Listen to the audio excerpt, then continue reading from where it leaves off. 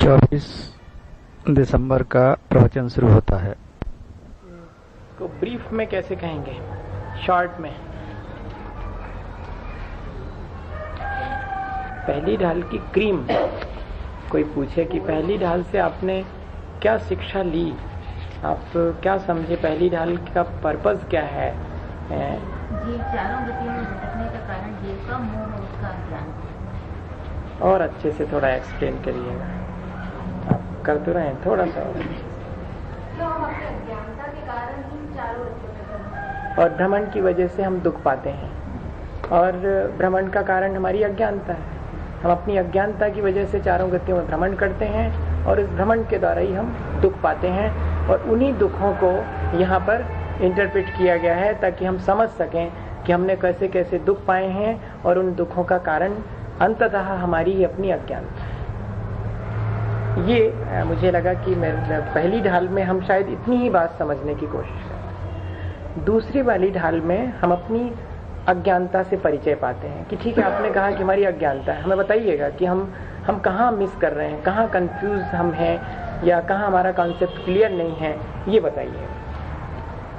तब फिर दूसरी ढाल पूरी की पूरी, क्योंकि व्यक्ति तीन स्थितियों में जीता है, अपने दृष्टिकोण की अपेक्षा से, या अपने विचारों में, अपने ज्ञान में, और अपने आचरण में। ये तीन ही चीजें हैं, और तीनों में ही कंफ्यूजन है, तीनों में ही कॉन्सेप्ट क्लियर नहीं है। कैसा आचरण करना, कौन सा ज्ञान हमें सच्चा ज्ञान है, और कौन सा विचार सच्चा है, ये तीनों चीजें सच्ची होनी चाहिए। और यही हमारी अज्ञानता है कि तीनों में ही हम कंफ्यूज होते हैं। तो दूसरी ढाल में अगर कोई शॉर्ट में कहना चाहे तो ये कि हमने अपने भ्रमण का जो कारण जाना कि वो अज्ञान है, वो अज्ञान कैसा है, इस चीज को इंटरप्रेट करने के लिए दूसरी ढाल उस अज्ञान की जानकारी दे रहे हैं कि आपका कॉन्सेप्ट क्यों क्लियर नहीं है। और वो दो तरह से होता है, एक तो अज्ञानता हमारी अनादिकाल से चली आ रही, और एक अज्ञानता हमारी अज्ञानियों के बीच में रह करके हमने पाई, ऐसा अपन अपनी भाषा में लगाते। या एक मुंह तो हमारा अनादिकाल से चले आ रहा है, और एक मुंह जो है वो हमने यहीं पर डेवलप कर लिया है। तो जो हमने हमारा अनादिकाल से चला आ रहा है मुंह, उसको तो बोलते हैं ग्रहित मिथ्यात्व। मिथ्यात्व कहो, मिथ्या दर्शन कहो, मोह कहो, ये सिनोनिम्स हैं, ये एक अर्थवाची शब्द हैं यहाँ जब अपन छह ढाला पढ़ रहे हैं। मिथ्यात्व एक कर्म है जिसके उदय में हमारी दृष्टि भ्रमित हो जाती है, उसी का नाम, दृष्टि के भ्रम का नाम है मिथ्या दर्शन। इसलिए मिथ्यात्व कहो, मिथ्या दर्शन, और मोह कहो, तो मोह भी जो है वो दर्शन मोह के लिए ही आता है, इसलिए यहाँ पर तीनों सिनोनिम्स हैं। तो ये जो हमारी, मैं आपसे कह रहा था कि हमारी जो अज्ञानता है, वो अज्ञानता या मोह हमारा अनादिकाल से चला आ रहा है। एक तो वो है, उसे हम कहते हैं अग्रहित मिथ्यात्व। वो कहीं से ग्रहण नहीं किया हुआ है, वो हमारे साथ हमेशा से। उस अग्रहित मिथ्यात्व में क्या है कि मोक्ष मार्ग के लिए जो आवश्यक बातें हैं, उन आवश्यक बातों को लेकर के ही हम भ्रमित हैं। तो मोक्ष मार्ग के लिए आवश्यक बातें कौन सी हैं? तो कहते 7 तत्वों को पर श्रद्धान करना, उनको जानना, ये बहुत आवश्यक है, और इसी के बारे में हमारे कंफ्यूजन हैं। तो फिर हमने ये पढ़ा कि जीव तत्व के बारे में हमारा कॉन्सेप्ट किस तरह का है, हम क्या सोचते हैं, अजीब के बारे में क्या सोचते हैं, क्या ये सही सोचते हैं। अब हमें अपना स्वयं एनालाइज करना है कि जीव के बारे में कैसा सोचना चाहिए और मैं कैसा सोचता हूँ। तो सबसे पहले तो ये कि मैं कैसा सोचता हूँ।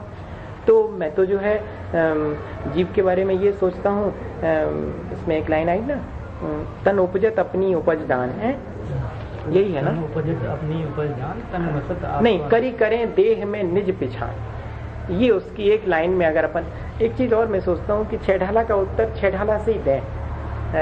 ये भी बहुत वही लाइन आनी चाहिए कि छह ढाला में क्या, वैसे तो अपन जानते हैं, पर इस ग्रंथ में क्या लिखा हुआ है इसके बारे में, ताको न जान विपरीत मान। महाराज जी एक्सप्लेन तो आप ज्यादा एक्सप्लेन तो करना पड़ेगा, तो आप बोलते हैं वो बिल्कुल खच जाता है, तो वो याद रहता है।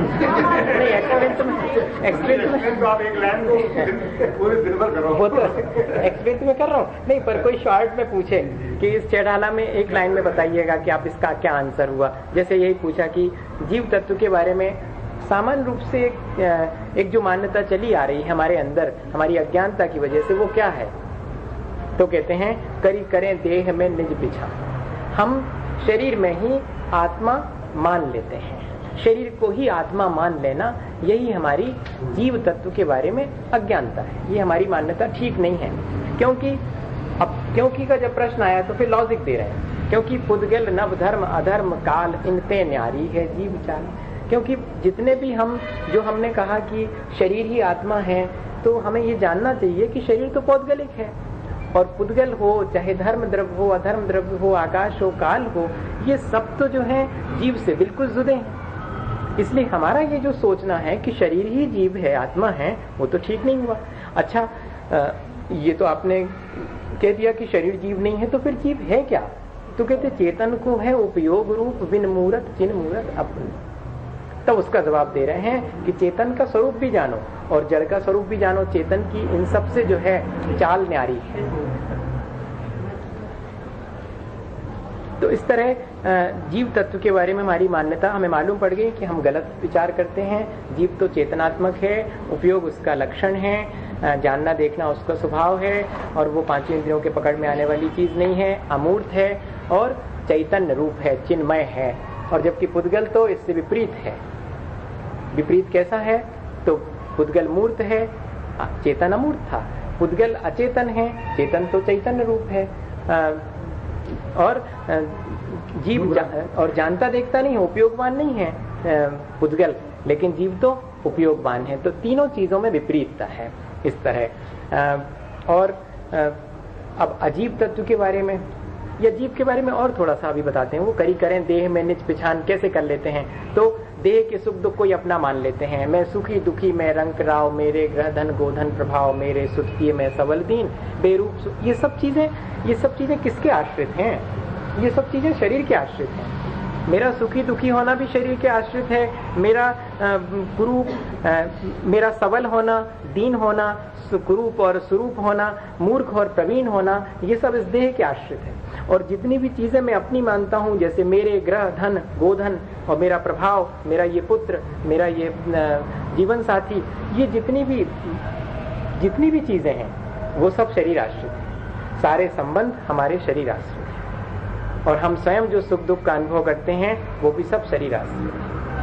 इसलिए हमने ऐसा अगर हम मानते हैं तो मानिएगा कि हमारा कॉन्सेप्ट क्लियर नहीं है, शरीर को ही हमने आत्मा मान लिया है।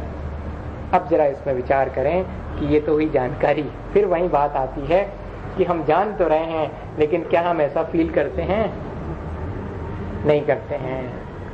कॉन्सेप्ट, हमें श्रद्धा है, बस कहना चाहिए कि भगवान ने ऐसा कहा है इसलिए हमने मान लिया कि हाँ शरीर नहीं हूँ, मैं शरीर नहीं हूँ। किसी से भी पूछ लो, थोड़ा पढ़ा लिखा होगा, वो कहेगा नहीं मैं शरीर नहीं हूँ। पर दिन भर काय का उपाय करते हो? आत्मा का करते कि शरीर का उपाय करते?